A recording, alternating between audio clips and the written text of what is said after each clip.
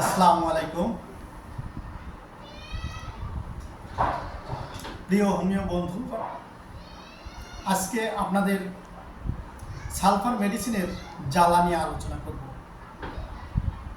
আমরা সবাই জানি সালফার ব্রহ্মতালু বা মাথার তালু, হাতে পায়ের তালু জ্বালা পোড়া করে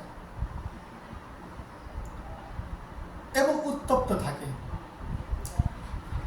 আসলে সালফারের এই জ্বালা এইটুকুই নয়, আমাদের মনে রাখতে হবে সালফারের জ্বালা শরীরের ক্ষুদ্র কোনো অংশে, যেমন মুখের মধ্যে, গলার মধ্যে, পেটের মধ্যে জ্বালা, এরকম যদি জ্বালা থাকে আর সালফারের যদি অন্যান্য লক্ষণ যদি থাকে, তাহলে আমরা অবশ্যই তাকে সালফার দেব।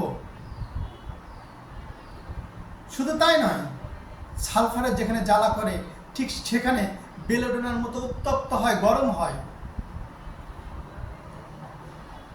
তো এই জ্বালা পোড়া যখনই আমরা দেখব এবং গোসলে অনীহা, অপরিষ্কার অপরিচ্ছন্নতা, তখনই কিন্তু আমরা সালফারের কথা স্মরণ করব। ধন্যবাদ, আজকে এই পর্যন্তই। আসসালামু আলাইকুম।